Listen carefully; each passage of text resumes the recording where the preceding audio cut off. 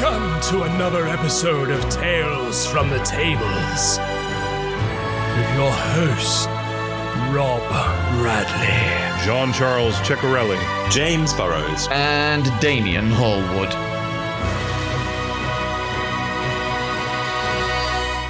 Hello, and welcome to episode 39 of Tales from the Table. We are coming up to that year mark almost, so that's fun. Unbelievable!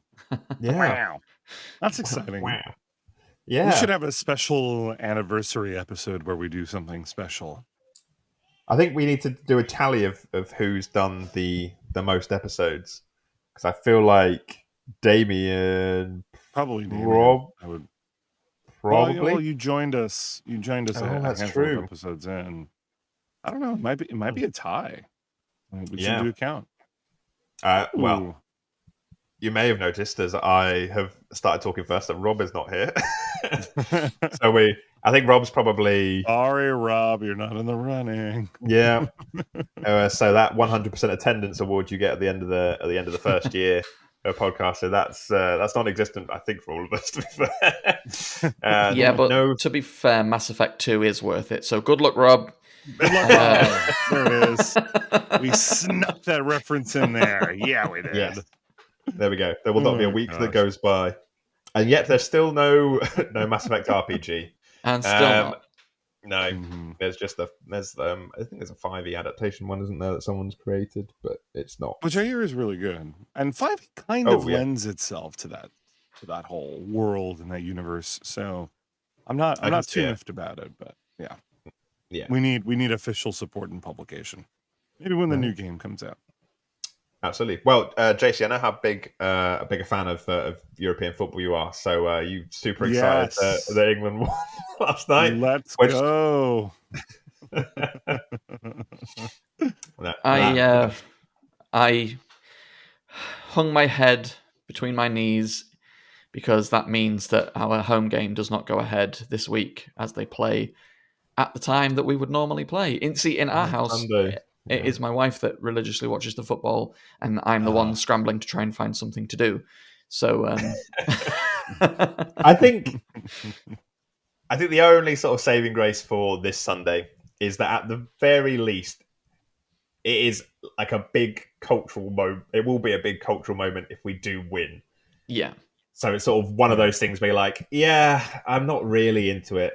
It's sort of like how I started watching the Super Bowl, where like I don't really care, but like my friends have decided that we're going to stay up and do this crazy thing until 5 in the morning. That is exactly my relationship with the Super Bowl. Yep, I'll have fun with it. It's a party, isn't it? It's an excuse for a party, and the ads are always hilarious. Yep. And the Super Bowl ad, we won't get that at the Euros final. There won't be like a cool like Marvel like Wolverine Deadpool trailer that's released at halftime. That is the only downside.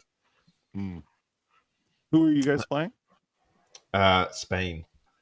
Oh, that's rough. I have Spanish blood. I don't know who to support here. I think you can safely my heritage. Support Spain. No, yeah, they're probably going to win. So go with them. Okay. Yeah, but sorry, we shall avoid more sport talk on this D&D podcast. Who was playing last night? Was it? It was England last night. Colombia and Uruguay, or it wasn't? Oh, okay, Colombia and Uruguay were playing last night as well. There was a load of fighting in the stadium, from what I saw. Was there? Okay, yeah, I kind of caught a glimpse of it while I was working last night. It would appear that the fans had all decided to class as barbarian, and they were just raging. And kicking the shit out of each other. When I was browsing through the menu on my TV the other week, and I saw a program literally called, I think it was exactly this, Football Cops. And I thought to myself, the very fact that exists surely is a scathing indictment on the fan culture of football. There is no tennis cops. No. There is no cricket cops. There's no badminton cops? What? I feel like in Australia there's cricket cops, but I mean maybe, yeah. But they won't get they don't get their own TV show, which is a shame because I think I'd probably watch that. Yeah. Get on that it. Would be funny. It's got a nice alliteration, actually, cricket cops as well. Cops. Right. Do we have any news? I imagine there's some more player handbook stuff that's creeped its way out, or at least There is. The fire hydrant has not stopped gushing since they opened it a few weeks back. This week we've had monk, we've had cleric. Is it cleric? Yeah, monk, cleric, sorcerer. Yeah. Yeah. I have heard good things about sorcerer and monk, especially. Yes. And how they basically reinvented monk. Am I correct in hearing this? This was a rumor because I didn't get to watch the video, but basically, if stunning strike has now evolved in that if the enemy succeeds, they're left not incapacitated or stunned, as it obviously would be, but people still have advantage on attack rolls against them, even if they succeed. They are still affected even if they succeed. Wow. Also, monks that's what that ability needed. Monk's base unarmed strike is free now. You don't need to, it doesn't need to be set up by a previous attack. In fact, they've changed an unarmed strike for every class completely. In that they've now folded unarmed strike, shove, and grapple all into the unarmed strike ability, which means that the monk, when making an unarmed strike, can use all of their benefits of unarmed strike on grapples and shoves as well. And when they make multiple unarmed strikes, they can mix and match between dealing damage, grappling, and shoving. I can't wait to play pinball. Sorry, D&D with enemies. I know. Just being bounced from area D&D to area. Pinball. I heard you correctly. I sort of think that it will probably come back to bite me in the ass, but I sort of want to make attacks of opportunity be triggered when you are moved. Like someone could take an attack of opportunity when forced movement happens. Because I could quite like to do that with the enemies when they push a player. I would like an attack of opportunity if possible. But it seems like if I allowed it going the other way, it might be slightly overpowered, but it might actually get them to think, it might get players thinking, oh, how can I trigger this? And then someone else can trigger something else. And I will probably test that, see if it is workable, and then come back and moan on the podcast that, oh, guys, they just obliterated everyone in a round. They killed everything with reactions. Rod died in 2 turns. Yeah, it definitely seems like the revised edition is going to be very mobile. From what I'm hearing, it seems like there's going to be a lot more mobility in combat. Mostly through forced mobility, it sounds. But yeah, it sounds like there's going to be a lot of pushing and shoving and pulling and slowing and all that kind of stuff going on. So, greetings, fellow adventurers. Are you tired of using subpar tables for your epic tabletop quests? Absolutely. We need something that matches the grandeur of our adventures. Well, fear not, dear listeners. Allow us to introduce to you Robert Rose Carpentry. Established for 10 years as a specialist in crafting bespoke gaming tables that are as functional as they are beautiful. Built to precision, with custom add-ons and exclusive features, 100% sustainable and environmentally friendly. Every inch of their gaming tables are made from reclaimed wood, then crafted into a solid masterpiece that will last aeons. And here's the best part. As proud sponsors of Tales from the Tables, Robert Rose Carpentry are offering an exclusive 10% discount to all our listeners. Imagine the thrill of transforming your dining table into a custom-built gaming experience for you, your friends, and your family to enjoy time and time again. So don't wait any longer. Head over to www.robertrosecarpentry.com/tales from the tables and use the code ROLLDARK10 to claim your discount at checkout. Craftsmanship, adventure, and savings. What more could you ask for? Thanks to Robert Rose Carpentry for supporting our podcast and enhancing our gaming experiences. Absolutely. Now let's roll those dice and weave some epic tales. Indeed. Until the next time, adventurers. Well, I feel like the only other way to really take advantage of that forced movement, though, is natural hazards, like making interesting battlefields, which is good. Yes. So if you're a DM, an important thing. It will then take you having interesting battlefields to make that work better. So you need to either do that for every battle, or you need to be doing you need to be allowing them attack of opportunity on forced movement. And I feel like the first one might, and if you're running like an adventure where you have the setting already given to you, and there's not that many natural hazards, so either the adventures need to start putting more in, or you just need to like start adapting even the written adventures to with more threats on them, spikes. On that point, I was recently reminded that the D&D Beyond VTT is still happening, the three-dimensional VTT, especially that over the fact that if you pre-order the core rule books on D&D Beyond, you get a free young gold dragon mini or gold dragon wormling mini that you can use in your game, right? Yeah, so, digital mini, yeah. Yeah, which begs, I guess, a lot of questions that we've not asked in a while about the VTT. Like, what system is it going to support? Is it going to support 5th edition revised, both?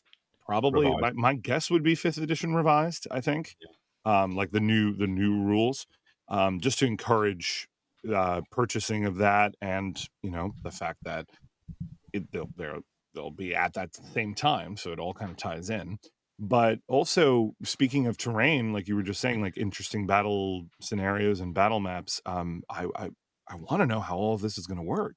Are we going to be able to design our own maps in that system? Are they going to be selling, or bundled in with your initial subscription for it, different pieces of terrain that you can run random encounters in? And are those terrains, considering it's a 3D virtual tabletop, going to be more interesting? Is there going to be elevation and cover and destructible environments? Like, how crazy does it get? How bland does it get? Like that. I think these questions must that's all going to hinge on the barrier to entry in terms of how they monetize it. Because the very fact that you're receiving a quote unquote free mini as part of a pre-order presupposes that there's going to be paid minis, which I'm not surprised by at all. Red flag. But it is worrying, because if they're doing it one monster at a time, that is worrying. If I can't spend, I would probably happily pay what I would pay for a monster manual for a digital repository and a corresponding mini to go with the digital tabletop. That seems fair. I know 3D modeling is incredibly time consuming and difficult, and the model that they gave does look very cool. But if you've got to pay for the book and then each individual monster even if each individual monster is like $2-3 or pounds, how many monsters do they say there in the monster manual? 400? 400, yeah. That's what, 1,200 quid if they're just £3 to have the full set of everything. I can't picture them doing it that way. They have to have a different system. It's probably, like you said, it's probably going to be like pay X amount, probably the cost of the monster manual itself, to unlock all of these for your D&D Beyond account usage, right? But Damien, I think you were starting to hint towards it. There's going to be other things. There's going to be cosmetics. There's going to be locked magic items. There's going to be terrain. There's going to be a lot of microtransactions, because the VTT, I think, is what Wizards is using as like a poster child at Hasbro financial meetings to be like, we can meet our numbers. I would love for you to be right on that, but I am inclined to believe it's going to be closer to James's concern. You really think purely like from the fact $1 per monster? Maybe not that exactly, but closer to that, because they also have maps. So from that perspective, I think that it's maybe being positioned as the premium product.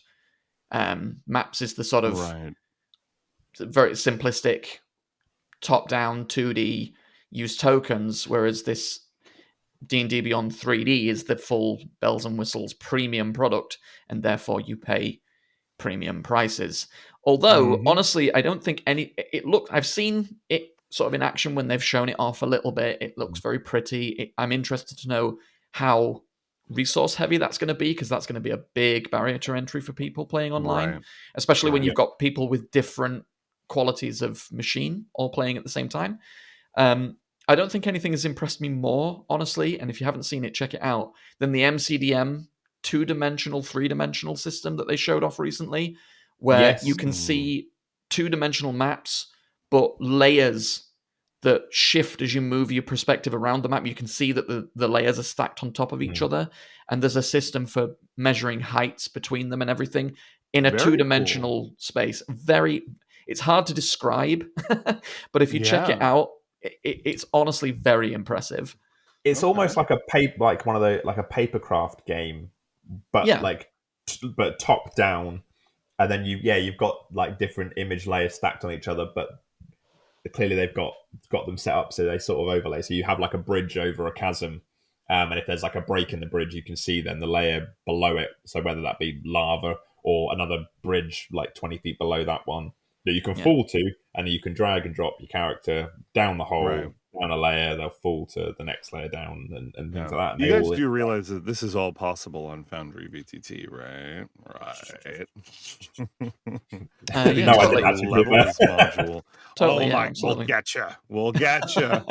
I thought Foundry. I honestly do. I do use this for some games, for some more interesting scenarios.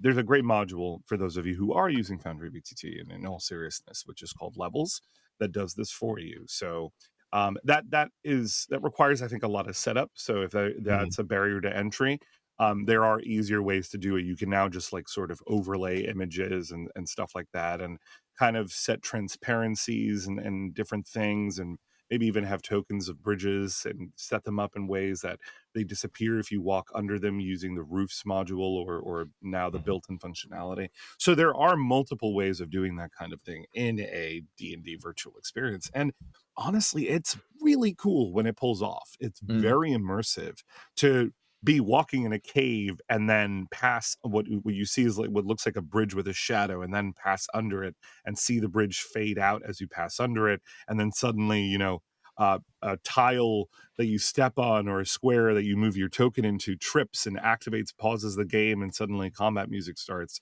because you activated a tripwire. It's a lot of fun. It is. I think if they were gonna clearly it looks very impressive, the new three-dimensional one.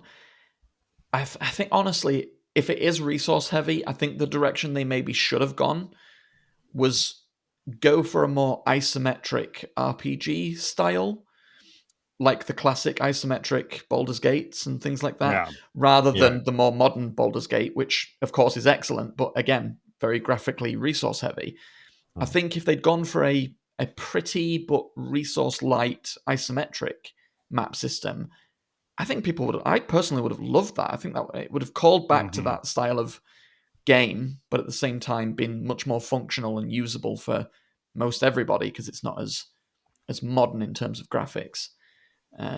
We'll see whether they've got resource farms, server farms somewhere that's doing all the work for you.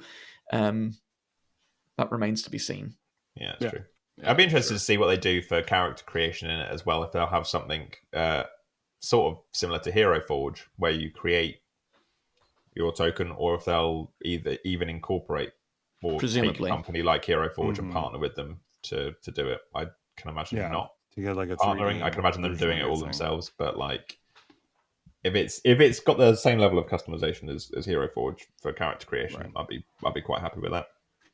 As always, the thing that excites me the most with the idea of a 3D virtual tabletop is the scale of the things that they are facing, because as long as you can have a little bit of leeway with that and manipulate it to your heart's desire in terms of sizing, no matter how big you make a token on a 2D tabletop, it never compares to pulling out a massive mini at a table, right? Yeah. When you plop down a hill giant in front of several players, they're like, oh, wow, he's fat. It's big, Whereas on a 2D, it's like, oh, okay, the token is, 3x3. Great. Actually, to that end, what I would really, really love is if there was an option to quickly, for your character, switch to a first-person view from their perspective. So you could then look up at stuff, look around at stuff and be like, oh shit, yeah, that is big. Right.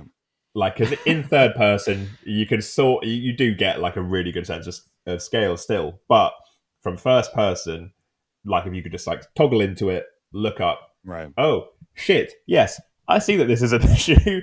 They are going to crush buildings underneath their feet. Right. I think that would be cool, and I think there is some other third party 3D tabletop systems that do allow that. So I'm hoping that they will have seen that somewhere and been like, "Oh, that is a good idea. That would be good to incorporate." So where is the line at this point, right? Because there's so many different ways to enjoy and play D&D. So we have so many people still running Theater of Mind games. There's people at the table. There's now just Discord calls, or there's VTTs that of varying degrees, and now we're talking about 3D virtual tabletops. When does D&D stop being a tabletop RPG and bleed into a video game space, especially if there's a system that's a good question. that does most of it for you? I personally think when it takes away the theater of the mind completely, because at that point, it's been it's rote to say now, but when you remember back to playing D&D, when you hear people talking about remembering sessions, they don't say, I remember when I rolled the dice and the creature took this many hit points, and they say, I remember when I was in this cave and it was dark. We came through, the torchlight caught the cobwebs and there were eyes behind the cobwebs and we all screamed as if it happened. The danger of it being all right in front of you in 3 dimensions, all bells and whistles, is at that point, it's becoming a video game. Yeah. And you're no longer remembering it as a thing you were part of. You're remembering it as a thing you saw on a screen. Right. Yeah. Yeah, I do sort of agree with that. Yeah. And I think that if the tabletop, the online tabletop that you're using prevents the dungeon master from doing what they want essentially and taking you somewhere they want or showing you something or incorporating a part of the story, then at that point it's a video game and it's not. If it's actively hindering the DM and preventing them from doing things, then you're playing a video game more than you are playing D&D. If you can't take like a bit of time out to do a quick theater of the mind thing, or there's no way to incorporate like a last minute turn or something unexpected happening because actually I haven't got any maps prepared for this, so we just can't continue playing. Sure.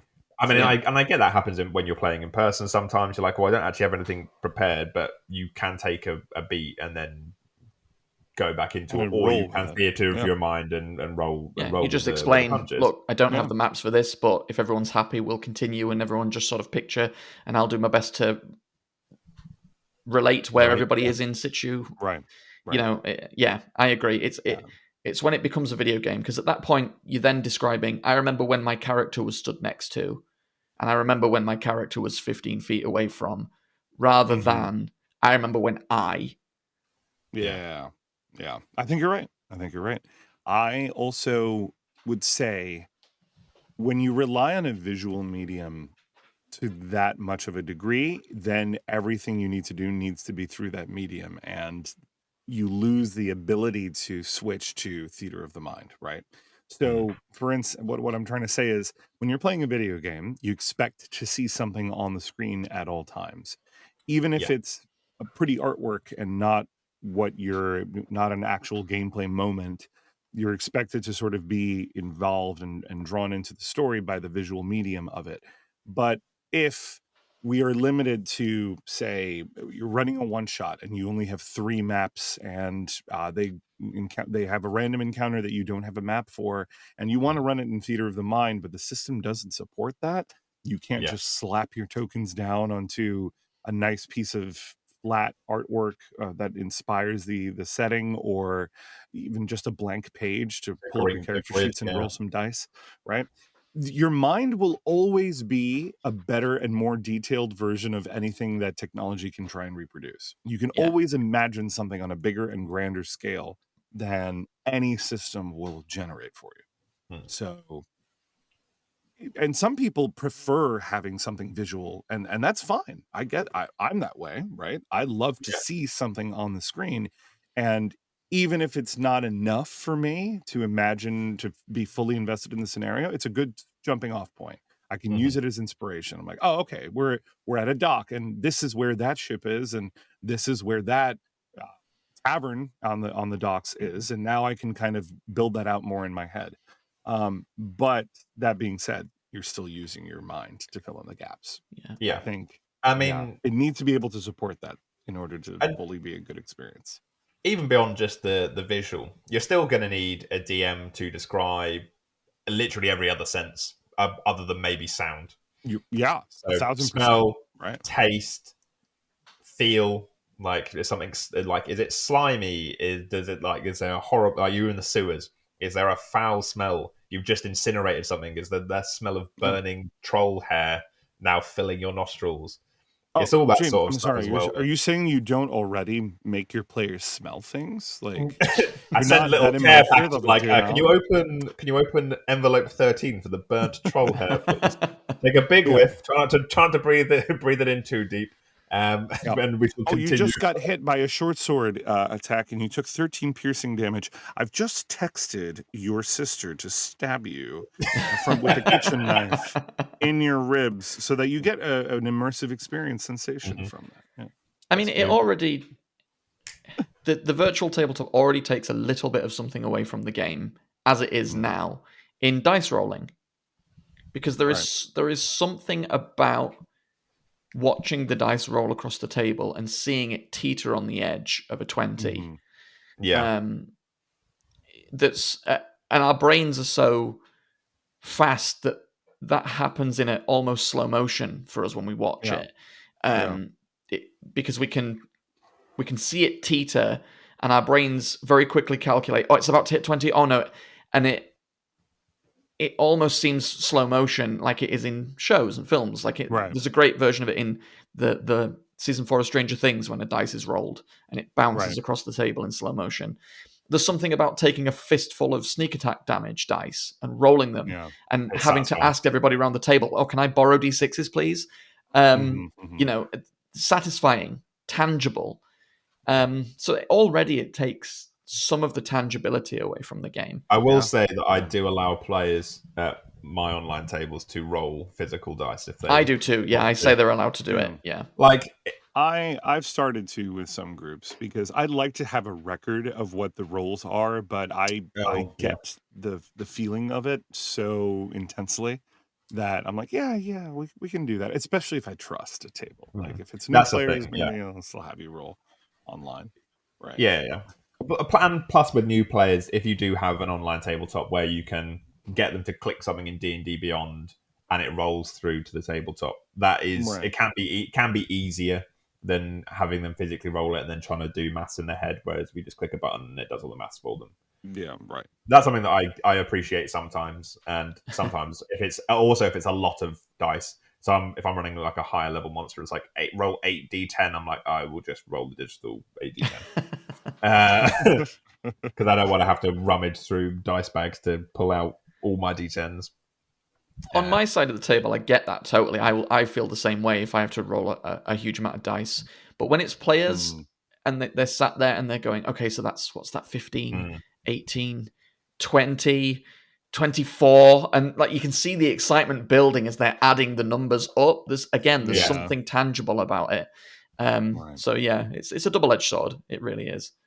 Are you running any in-person games, Damien? My home game, and I did a in-person Roll Dark game over the weekend, which we can perhaps get to really well. What we'll do is let's finish. We've got 2 more articles to discuss news-wise. Right. We were on the news. I forgot. We were, and then we can do Tales from the Tables and get into all that stuff. So real quick, it's Ennie's time. It's award season for TTRPGs. The Ennie Awards are a annual, publicly voted award system for tabletop role-playing games. And the nominees are up. You can view them on the official website, which is ennie-awards.com, ENNIE-awards.com. and voting opens as of recording tomorrow, the 12th of July, through to the 21st, of July, with winners being announced at Gen Con on August 2nd and live streamed as well. And there's a whole raft of categories, from art to cartography to accessory, aid item, adventure. That's art, right? Yeah. Yeah. There is a best streaming content, so let's get our heads together and get ourselves on the nomination list for that. We could get that. 2025, here we come. That's it. Amazing.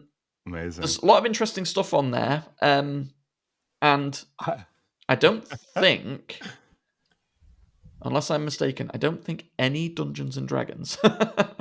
Doesn't actually look like it. I'm scrolling through the list. There are some hilarious entries in here.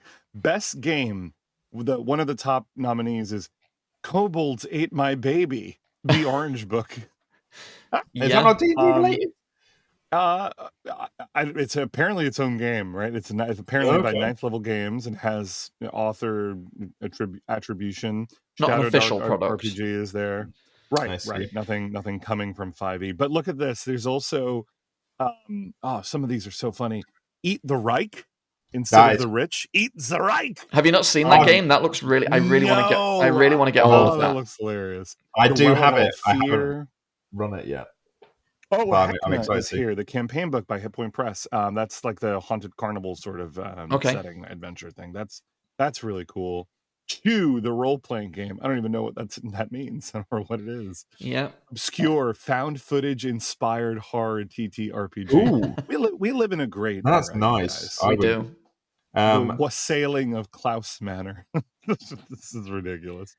I love it. Best online content. Oh, the Alexandrian is nominated. Always a great resource. I love the I am excited for the Rivers of London RPG solo adventure, because I've just started reading Rivers of London, which is like a urban fantasy set in London, where a member of the Metropolitan Police sort of becomes an apprentice wizard, and cool. It is very much dark urban fantasy. There's some quite brutal deaths in the first book, which is the only one that I've read, but I'm now super into it and will be immediately going out and buying the next one. So I've got a holiday in a couple of weeks' time, so I think I found my poolside read. It will be, that's great. Moon over Soho, I think that's the next one. Book Something 2. like that. Nice. Something like that. But yes, it is very cool, and the folly is the sort of base for the wizard that trains you, as well as some other side characters to the game. That is very cool, and it's a really interesting take on sort of some British myths, and there's personifications of all the different rivers in London that are introduced in the first Rivers of London book. That it's very different to anything of that sort of genre, and I don't know if it's just because it's very London based. But the guy who wrote the books was a writer for some Doctor Who at some point, and so he sort of brings some of that. It's quite dark, but also comedic as well.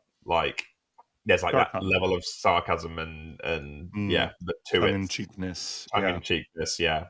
Well, something similar, I would have to say, is probably Musketeers versus Cthulhu. Of course. It's nominated for best writing, and honestly, I love it. I can't. Okay. And that was Musketeers and not Mouseketeers, because that second one I would also play the hell out of. Musketeers, but Musketeers is probably a spin-off that we'll see in the next few years.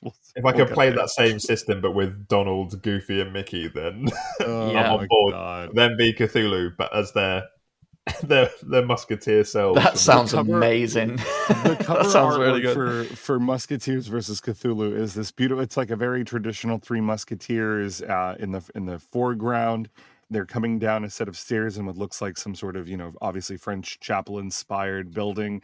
And then behind them is a beautiful lady in waiting, but instead of hands folded in front of her, she's got 2 tentacles coming out the sleeves of her dress. I'm here for it. This looks amazing.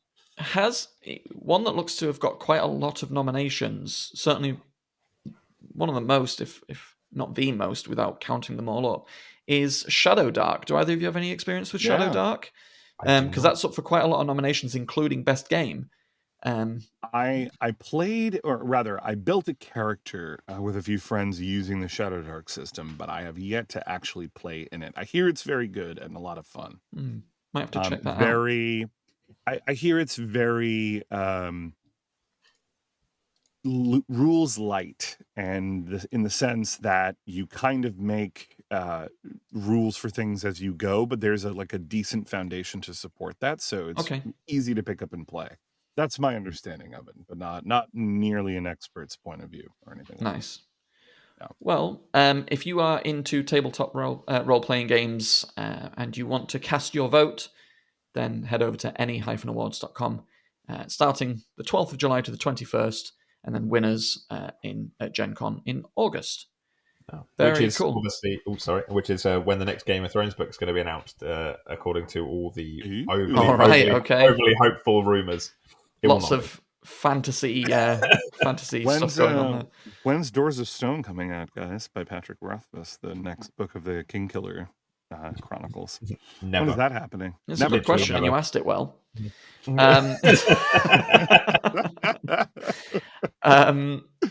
Yes, it's also a great resource to find some tabletop role playing. I am a big advocate for looking for non D&D tabletop role playing games, whether that's just sticking to fantasy or branching out into horror, science fiction, history, whatever it is. It's a good way to find some new systems. So even if you're not going to vote, check out the list. Yeah, how's Fallout going? Actually, that's a very good point. Yeah, Fallout is due to start tonight. Ooh. We did the taster session, which went really well, and then we're starting in earnest tonight with the campaign. Nice. So I shall keep you posted. The final piece of news is both a downer and a sort of positive one at the same time. I will say right off the bat, I'm going to steer completely away from Critical Role spoilers from the story perspective here, so don't worry about that. But if you haven't heard, Sam Riegel of Critical Role fame, as well as being an Emmy award winner, has recently announced that they've been gone for a little while because they actually had cancer. Yes. Tonsil cancer. Right? Oropharyngeal carcinoma, more specifically, a type of tonsil cancer, which has been operated on and treated, and Sam seems to be on the recovery. But that, of course, being the throat, I believe he had tonsils removed, portion of his tongue and soft palate, as well as a 7-inch scar across the throat, means that he had to fully learn how to talk again, because it has completely changed the landscape of his mouth and his throat. So he's had to... And you can hear in his video, it's actually on their official YouTube channel as well as other places. You can hear that he's still getting around his words a little bit, and he talks about that. It sounds like it was harrowing. Obviously the operation, awful. It sounds like he's had radiation therapy as well, which he describes as being worse. So it's been a few weeks of really hard slog for Sam, it sounds. And I mean, nobody should get cancer. Nobody should get any kind of cancer whatsoever, but for a voice actor to contract a disease in their throat, which could impact everything that they do, is doubly terrifying. I can't imagine how frightening it must have been for him to learn that. Yeah. When it's your career, that's your moneymaker. Not just that, but it's your primary method of communication. And Sam being such a gift to the world with his comedy and his voices and a singer. He's an incredible singer too. Yeah, that's right. You got the perfect warlock. Exactly, yeah. That man, originated from him. Well, I guess I speak for everybody at Roll Dark when we wish Sam a full, speedy recovery and, kick cancer in the face. Yeah. Sam. Sam says he's got a few months before he'll be 100%, but he's on the road to recovery. Check out his video. He's got some interesting things to say, some interesting stuff about taking care of yourself as well. So check it out. We wish. I mean, if Sam there's and family all advice, the best. Absolutely. And if he's got advice for, I suppose picking up, getting diagnosed with something like that, because I mean, it seems like the sort of thing that probably starts with regular tonsillitis symptoms, maybe. For him, he says it specifically started because he couldn't taste sweet anymore. Oh, shoot. Wow. Well, following COVID, that's going to be quite a strange thing to deal with, I imagine. Right. So, yes. Anybody here lose their sense of taste for COVID? I didn't. I did contract it a couple of times by test and didn't. Same. I hadn't for a long time, and then I caught it in the tail end, just as like the pandemic had long since ended, but we were like coming out of COVID season, and it was brief. I think I only lost taste for about 3 or 4 days, but guys, it was weird. Just imagine being able to feel food in your mouth but not know what it is. It's without unpleasant. It can't compute. There's nothing like it until you experience it. It's the most bizarre thing. But I suppose now then, what I'd say, I'm not a doctor, but if you're like, oh, I've stopped tasting this, maybe I've caught COVID and it's not really affected me, but it's just affected my taste. Maybe go to the doctor anyway, get it checked out. Yeah, get it checked out. Yeah. Sam did say he tested for COVID, so test yourself, and if you don't have the coronavirus, go see a doctor. Definitely. Basically, Sam says, if there's something weird going on with your body that you don't recognize, see a doctor. It's that simple. Very good advice. And similar advice in the same vein, if there's something strange in your neighborhood, who are you going to call? I think, now, correct me if I'm wrong, let's go with Ghostbusters. I think another one on the list of no TTRPG. That's the end. Because we've not bought the rights yet. Because we've not bought the rights yet. Rob is looking into it. That's why our Kickstarter is that. No, I'm joking. I'm joking. Yeah, so that's the end of the news. That's the end of the news. Wow. There's so much PHB excitement right now with D&D 2024. It's a shame we lost that initial recording, but in a way, I'm almost glad because we'd have to do a lot of those Splinter episodes at this point to cover it in as much detail as we want. That being said, though, this is a wild ride. And I had to ask you guys, I was thinking about this earlier, with the classes getting pretty much buffed across the board, us not seeing new content, we don't even know what is like the first official adventure for the revised rules at all, right? It's all, of course, backwards compatible, quote unquote, but we won't even see a monster manual until February of next year, and this stuff all drops in September. What are we doing? How are we? Are you guys like gung-hoing right into starting to incorporate the new rules and just kind of figuring it out from there, or what are we doing? I think I will. I think I will gung-ho it, and I will just start throwing more deadly monsters at them. Are you prepared for them to level your playing field? I think and it'll be a discussion with players, definitely. But for I've got 2 D&D, because Fallout's starting tonight, but D&D wise, I've got 2 ongoing games that are weekly. It'll be a conversation because one of the big complications that we're going to have, and it's a complication we discussed just the other night for our home game, because I've said before, we're planning on going into Icewind Dale next, which will be at the end of this year, if not the start of next year. Some of the classes that my players had already chosen, the subclasses for that adventure, don't exist in the new rules now. Right. Yeah, it's big. So that's going to be a problem I think a lot of people are going to face. Although I suppose you can kind of mold it together. You can take the base class and then slap the subclass onto it. I mean, Jeremy Crawford and the team would argue that you can just build them using the older books and play them alongside the existing ones, but there is still scope there for people to be like, well, how come I can't do that because I'm also a wizard? So yeah, it's going to be very tricky. For home game, I think we are going to go into the new rules as long as everyone's happy to rethink or reshuffle their characters. But for online games, it'll be tricky because so much of it is going to be it's going to so dramatically shift the tides of combat. Just the weapon masteries alone are going to shift the tides of combat. New spells, which you're not necessarily familiar with. I know the sorcerer changes to some how existing spells work, right? Yeah, the sorcerer at 9th level gets access to Summon Dragon, which is a new spell now. So, or at least the dragon blood sorcerer. Yeah. James, are you going to retract your statement now? Jesus.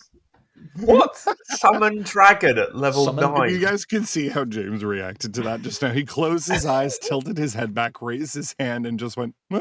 What?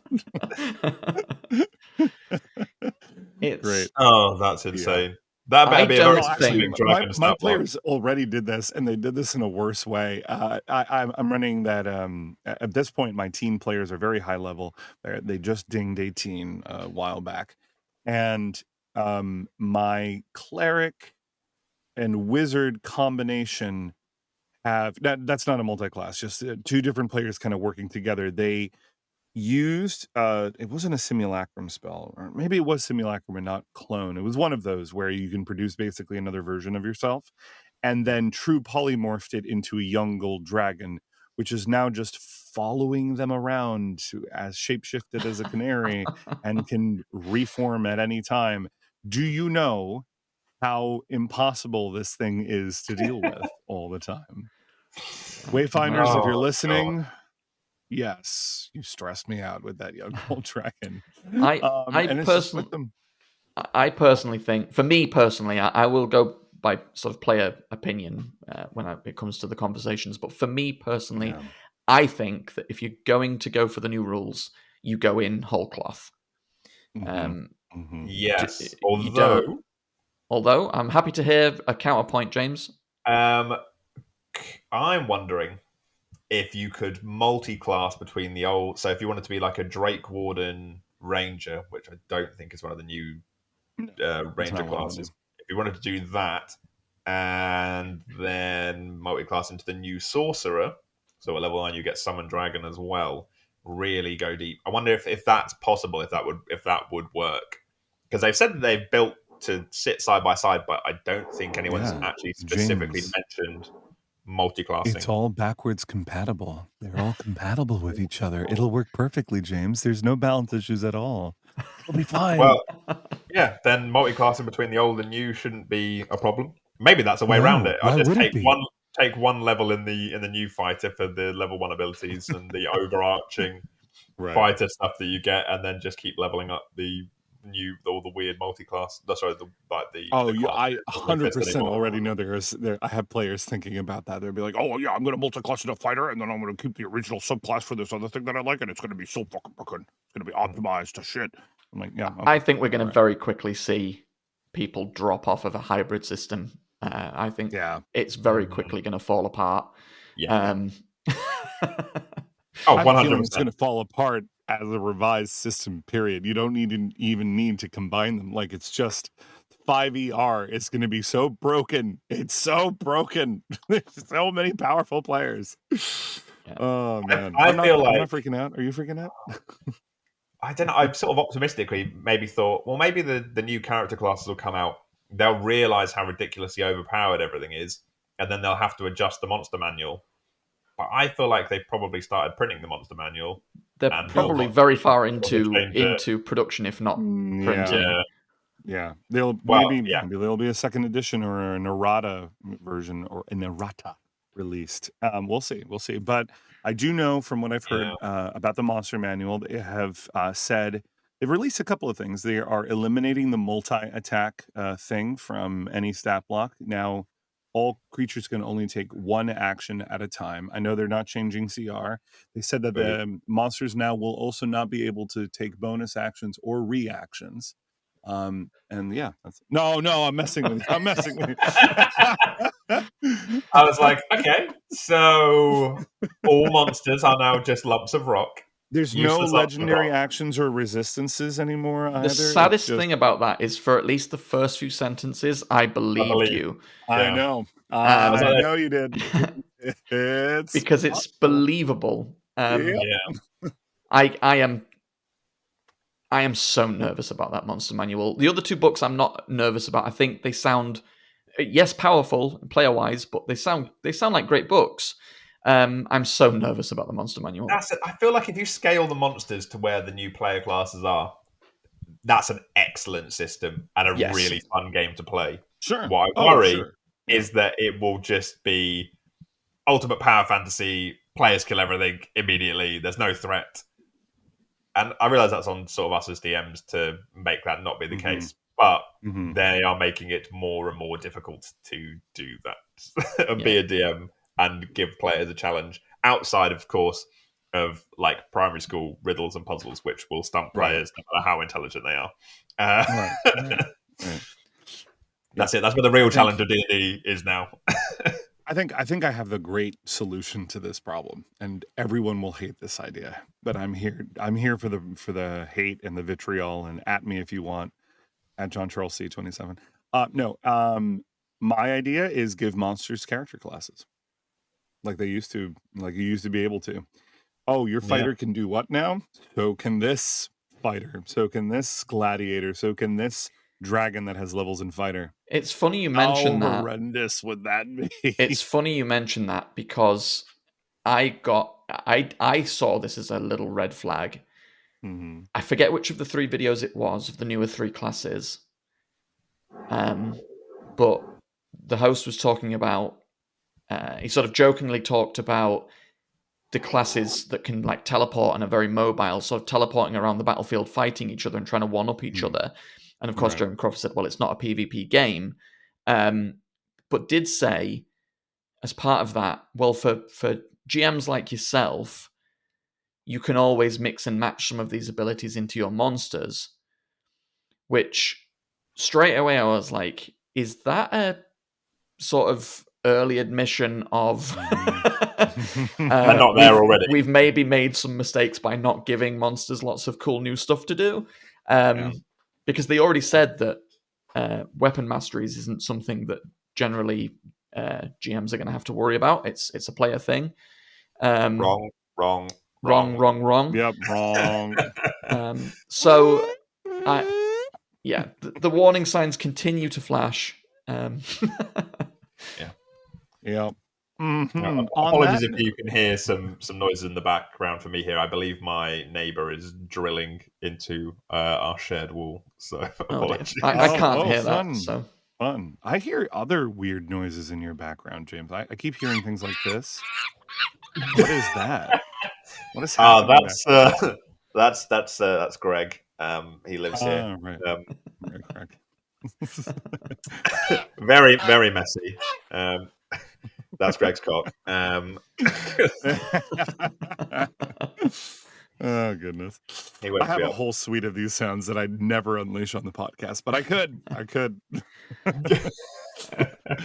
Anyway. Well, so on allaying our fears, I wanted to ask you, Damien, before we jump straight into Tales from the Tables, because I wanted to ask this for a while, and if you're comfortable sharing, and likewise with you, James, and then I'll share my thoughts.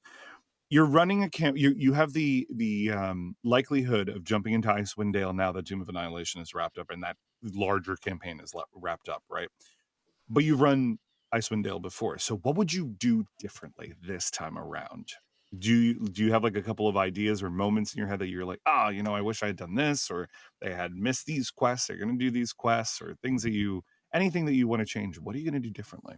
I've looked at this, and the answer would be too much for the whole podcast. But I can give you some examples. Yeah. There is a whole Go spoilery. Do it, you coward.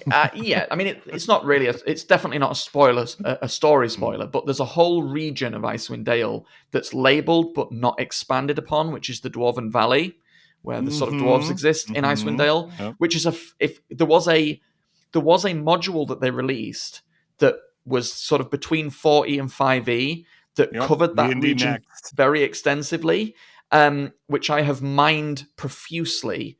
No pun intended. Combined the two together. I've created an Obsidian Vault with all of the information from the existing module, but then expanded it from those previous modules. So there's more NPCs, there's more locations they can visit, there's more lore and history available. If they want to know about a region, there's much more history about what happened there, what's caused certain things. There's a whole mechanic in the game, a substance that's in the game that's dependent upon quite an extensive backstory that isn't overly covered in a lot of detail in the game. So from that perspective, that's mostly what I've done. Is I've sort of put a lot more meat on the bones of the region. I won't go into story spoilers. I did that. I dipped my toes into doing exactly that with this version of that I just wrapped up of Icewind Dale, and that was a lot of fun. That they knew that there was stuff there. It's very visibly on the map, and it's clearly a settlement of some kind. So them going into it and me looking into that D&D Next module, which was called I'm forgetting the Crystal Shard. I think And the Crystal Shard, is it Legacy of the Crystal Shard? Yeah, Legacy, I think. Yeah. And a lot of NPCs, and many of these events only taking place like a year or two before the events of Icewind Dale proper, at least canonically speaking. So yeah, great stuff. I have nothing to add. I think part of it was because Icewind Dale is experiencing sort of an extensive winter that's crushing people's lives and economies and slowly dwindling everything to nothing. The idea was that most places are sort of closed, and so there's scope to just not have a lot of places to visit in each of the 10 towns because so many of them are closed. But I think so many of them, if open, would be so fascinating to explore that I've just put it all back in again, and we'll have them suffer economy-wise differently. There's a region where there are 5 taverns in one square, in one of the towns. What a fun concept, but I think only one of them gets any real meat at all in the book. And the rest of them Bryn Shander that you're talking about? I don't think it's in Bryn Shander. It's in one of the smaller. It's five Taverns Centre or something like that. Lane, maybe. Yeah. That does ring a bell. Yeah, what a fun idea to have them. I think it was brothers that set all of these taverns up all around each other. Yeah. That does sound about right. Yep. So yeah, I'm just basically, without going into story spoilers, I'm just basically fleshing Icewind Dale out so that by this point, looking at my maps because I've got literally like labeled maps on Obsidian with an extension that I can click on each label and it takes me to the information. So literally like a Google map. There isn't a part of Icewind Dale they can go to now that doesn't have some lore or an adventure site or a random encounter. Nice. Or just an interesting ruin that if they inquire about it, I will be able to tell them. Yeah. It's not relevant, really cool. But this is what happened there. Right. A little bit of history that they can learn and just look into. And I'm here to tell you the classic and most annoying thing ever. You can do that on Foundry. It's all What? Yeah. Would you ever run Icewind Dale, James?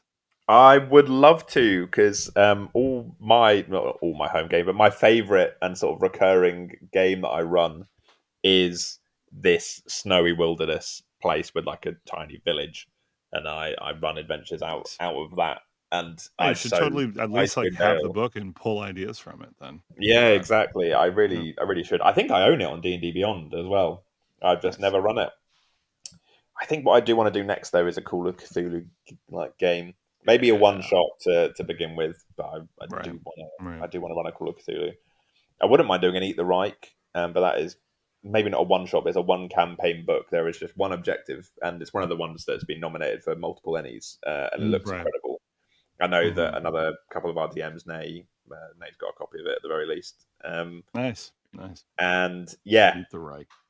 Yeah, it's such a good name. That is, but there is perfect. just, I mean, there's one objective in that book, and it's kill Hitler.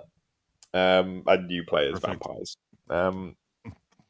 Of varying different what kinds. What a like a just any idea, any supernatural or fantasy idea, and then you throw Nazis into the equation. It's just for the reason it always works, doesn't it? It always seems to work. Zombies and Nazis, and then you're like, ooh, that's more interesting. And I've always thought this: are Nazi zombies scarier than just Nazis? Because I feel like weirdly, yes. I don't know why, but yes, weirdly. Just these, but they're just the same as every other zombie thing, or it's just more satisfying to kill them than just your run of the mill zombie. You're like, oh, this poor farmer. Once upon a time, he had a life, and now he's just this mindless thing. Ooh, look, a Nazi zombie. Let's kill that. You get more excited about it. Let's punch it in the face. This is quite dark, but I feel that killing an actual Nazi in World War II. Oh, fair. Okay. Rather than a Nazi zombie is probably slightly more satisfying because you know that they'll understand that they're being killed for being a Nazi.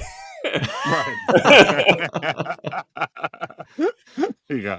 They'll have to know that and think about that. Whereas a zombie is just mindless. Although I don't know. Nazi zombies are fun, aren't they? But being a vampire preying on Nazis is just it's a fun concept because like you think about it, you're like, yeah, there's loads of vampire games out there. Obviously, there's VTM, there's systems for it in D&D. There's probably a bunch that I don't even know about, and then you're like, yeah, okay, yeah, cool, another vampire RPG sounds fine. Oh, you're eating Nazis. Eat the Reich. Yeah, it's one of those games where you can really let loose as a vampire. Yeah, like, do I need to worry about like morality here? Is it wrong to kill people? No, the Nazis. It's fine. You go ahead and drain them of all their blood. The world will be a better place, and you will be satiated. Oh my gosh, it's hilarious. I think the archetypal zombies as well are quite fun. They've got sort of like the Nosferatu kind of style zombies, but like some more modern types. Yeah. So yeah, it's pretty fun. And I realised Vampire the Masquerade's got different kinds of zombies as well. Yeah, loads. Yeah. So, Tales from the Tables. What do we got? Go, Damien. I do have we talked about it earlier, my one shot from the weekend. So 10 guys, stag do for Peter, shout out. They had hired a village pub entirely to themselves. Damn. And I mean entirely to themselves. There was no staff. There was no other patrons. It was just the 10 of them. Some of them were licensed, so they could pull their own pints. And me running a game for them. And 10 is a terrifying number for a one-shot. Yeah, it's a lot. So I had... It was basically a Venetian-themed carnival race, chase, and fight type situation. Involving masks, because Venetian. And it was a lot of fun. I basically sort of the early parts of the adventure were half of the group was split. I split the party. Yes, I did. I split the party, and while one in full initiative, while one group were battling enemies, another group were making skill checks, like a skill sort of a pseudo skill challenge situation. The reason I did that was because. And then what happened was they would switch. So and the combats were designed to be short and choppy, chip a bit of damage, and then just move forward. And the reason I did that was because it takes away the number of options that 10 people have to make in a single round of initiative. Because 5 of them just have to say, I'm going to make a dexterity check, I'm going to make a strength check. And the other 5 are worrying about their options. So it quickly, even though there were 10 of them in initiative plus enemies, it diminished how many choices had to be made in that one round of initiative. Sure. Yeah, the time, you kept the time down. So that they're so not it kept the time dragging. And then we finished off with a big fight towards the end with everybody involved. Nice. What was the enemy that they fought? So the enemy that they ended up facing was other contestants, like pseudo player character type contestants who are the only other group to have made it to the end. And there was some shifting allegiances between their patrons who were NPCs that were with them that they were helping guide to the end of the race.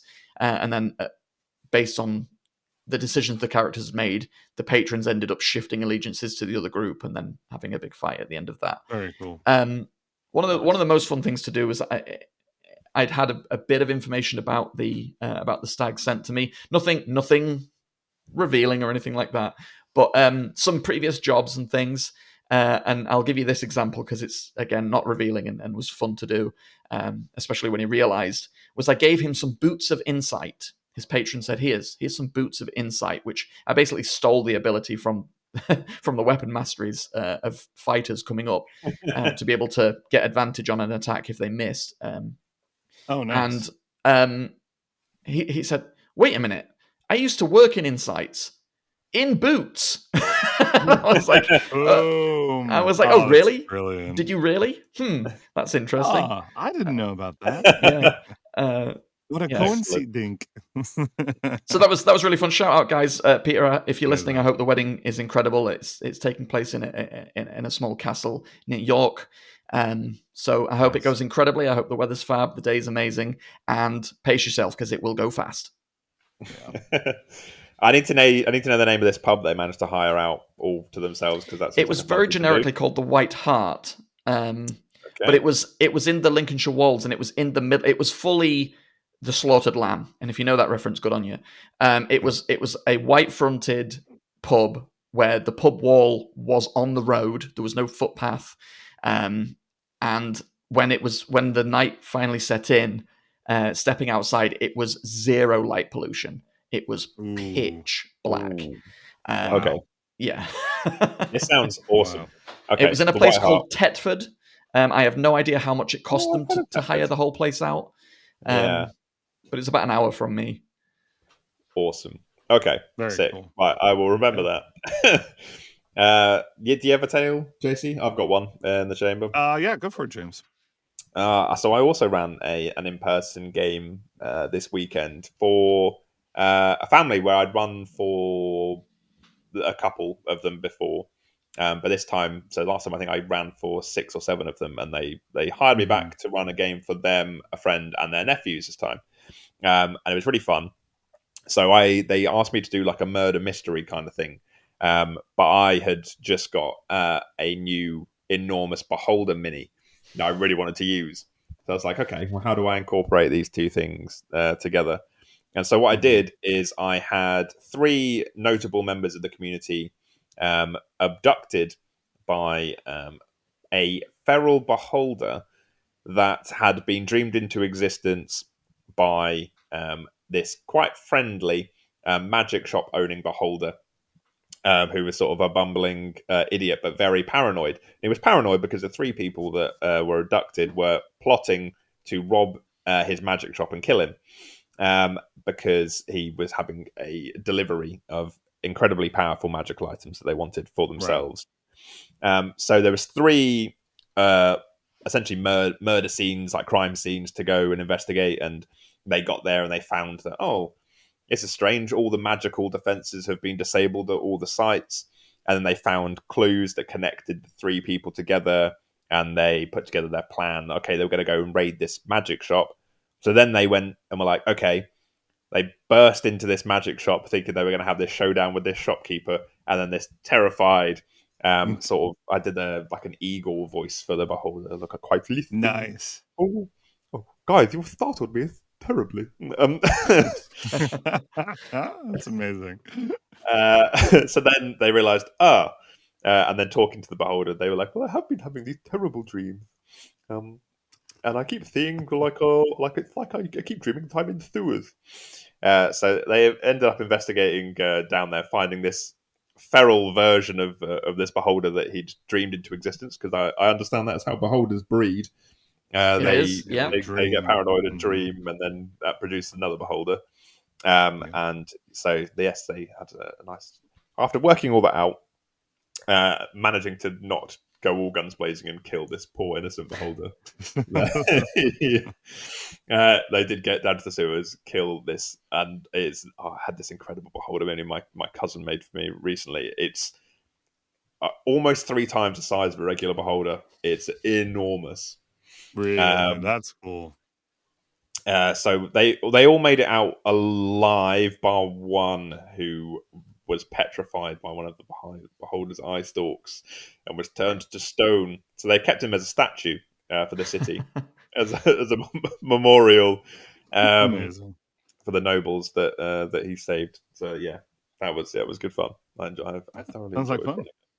I've always, just not to delve too far into this or inflate our runtime too much, but I've always wondered, having only really started DMing with 5th edition. I've played other editions before, but DMing 5th edition.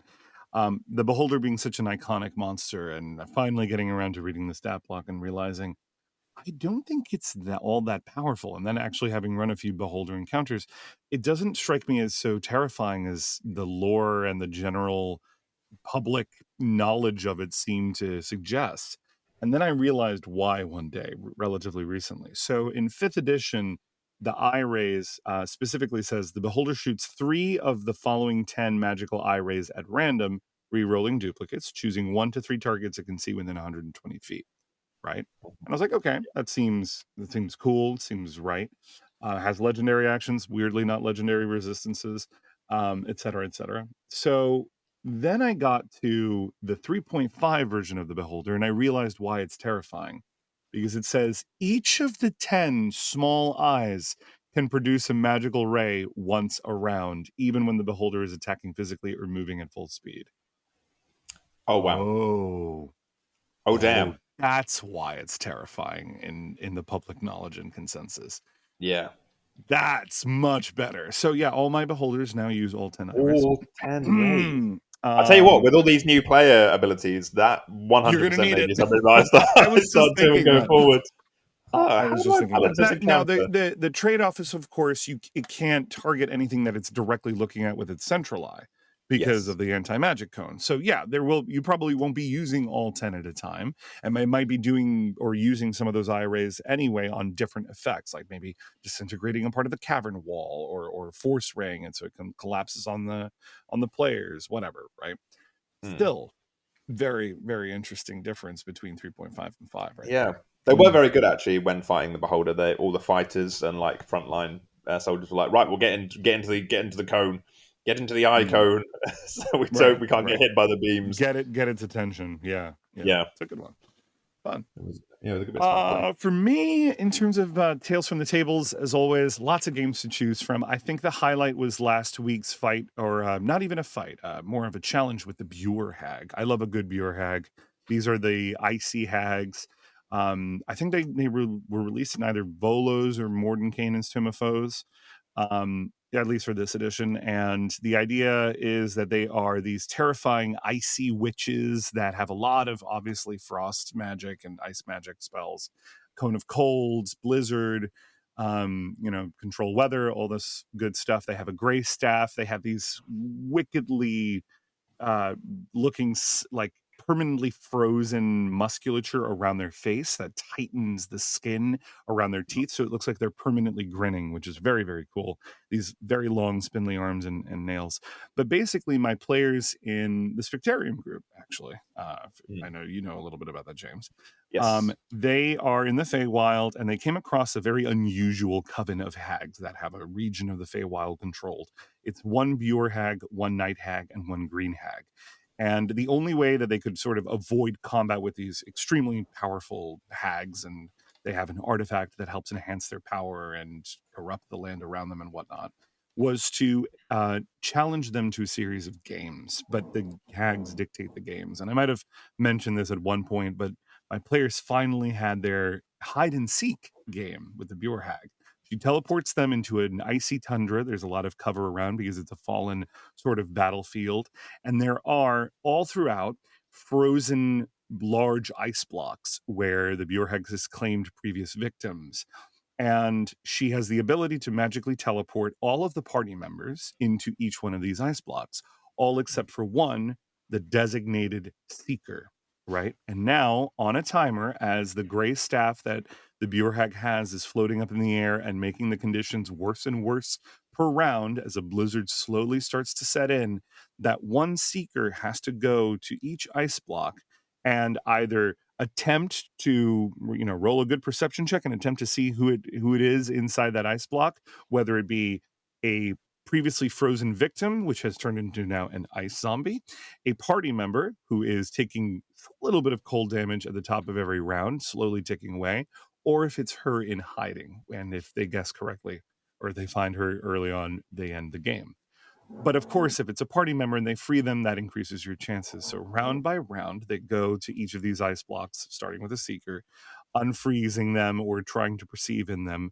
And the whole while as well, every time they find a new party member, there is a line of a riddle that the Bjorhag reveals for them through her sort of ambient magic and control of this domain.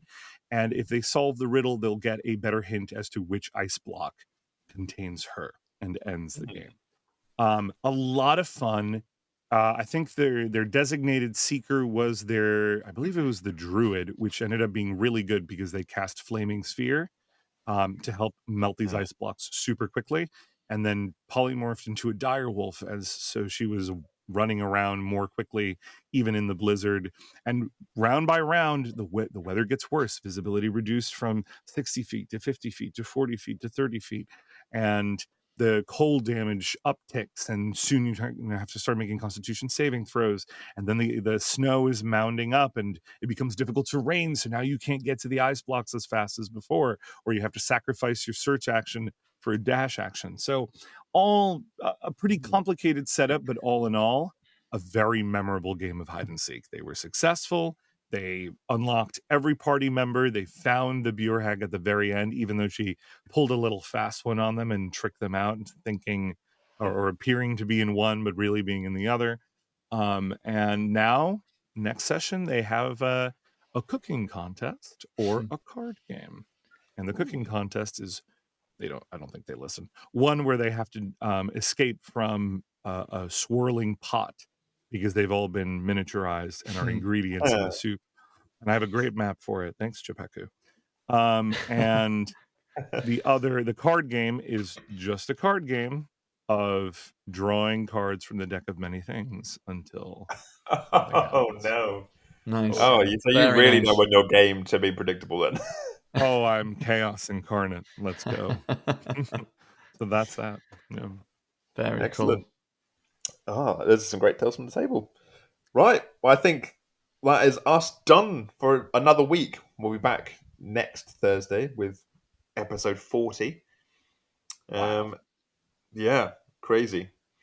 And Rob presumably will be finished with Mass Effect at that point. Yeah, So, presumably. Number 2 at least. You've still got at least one more to do. Yeah. We're going to kick off that next episode with a full description of what class he went and what companions he rolled with. So, Rob, I know you're listening because you're editing this podcast, so do it. Hurry up. I think Rob goes soldier. Yeah. I see that. Run and gun. Yeah. It's a good class, to be fair. It is a very good class. You get access to all the different guns. Yeah. Cool. Okay. Well, that's goodbye from me. Yeah, and me. Indeed. We'll catch you next week, everybody.